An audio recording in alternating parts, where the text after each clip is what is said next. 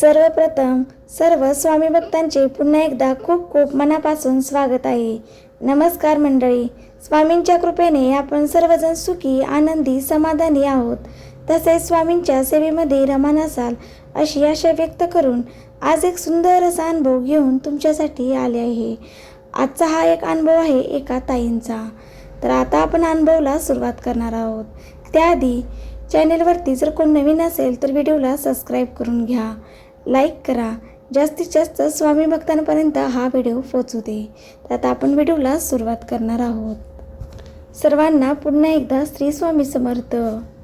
तर आपण आता ताईंच्या अनुभवाला सुरुवात करूया. अचानक ताई जॉबला जात असताना त्यांच्या घशामध्ये एकदम खवखव असा आवाज झाला. त्यानंतर अचानक त्यांना जास्त त्रास होऊ लागला. काय झालं अचानक त्यांना काही कळत नव्हतं. असं काही घडेल अचानक वाटलंही नव्हतं. त्यांनी थोडासा घरगुती उपचारही करून बघितला तरीही काही फरक पडत नव्हता. बाहेर गावातले जे वैद्य असतात त्यांनाही दाखवून बघितलं, आयुर्वेदिक औषधही घेतलं. त्यांचा तरीही घशाचा जो त्रास आहे तो थांबत नव्हता. डॉक्टरांचा सल्लाही घेतला, औषध वगैरे घेतली तरीही काही खोकला थांबत नव्हता. एकदमच त्रास त्यांना जास्त वाढू लागला. असं काही होईल त्यांना अचानक वाटलं नव्हतं. पण जे घडायला नको होतं तेच त्यांच्या आयुष्यामध्ये घडायला सुरुवात झाली. भरपूर दवाखाना वगैरे करून झाला, घरगुती उपचारही करून झाला तरीही ताईंना काही फरक पडत नव्हता. आता त्यांच्या घरामध्ये जॉब करणारी व्यक्ती म्हणजे त्या ताईच एकट्या होत्या. आता जॉबला जाणं त्यांना अशक्य नव्हतं.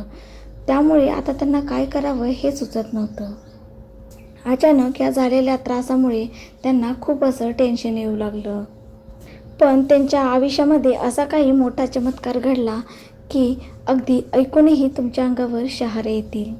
भरपूर औषध उपचार करून झाल्यानंतर त्या एके दिवशी अशाच बाहेर पडल्यानंतर त्या विचारामध्ये त्या चालत होत्या.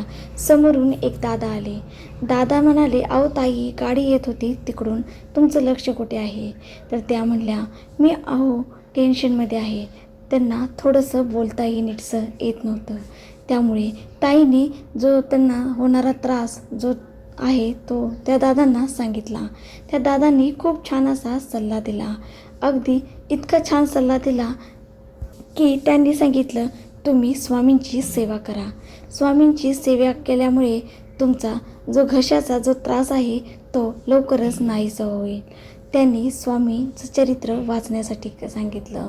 स्वामी चरित्र वाचल्यानंतर तुमच्या घशातला जो त्रास आहे तो नाहीसा होईल. अगदी दादांची कृपाच झाली.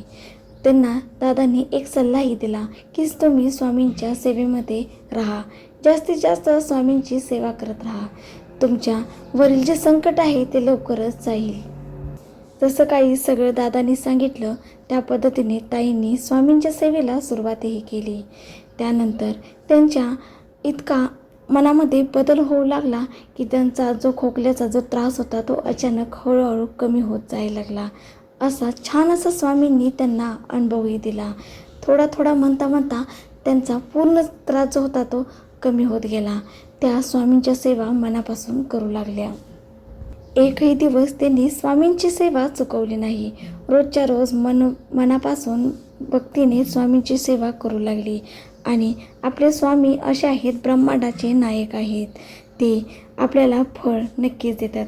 आपण म्हणतो की स्वामींना काही दिसत नाही, तर आपलं सगळं काही जे काही वाईट कर्म आपल्या हातून घडतात, जे काही चांगलं घडतं ते स्वामींना सगळं दिसत असतं.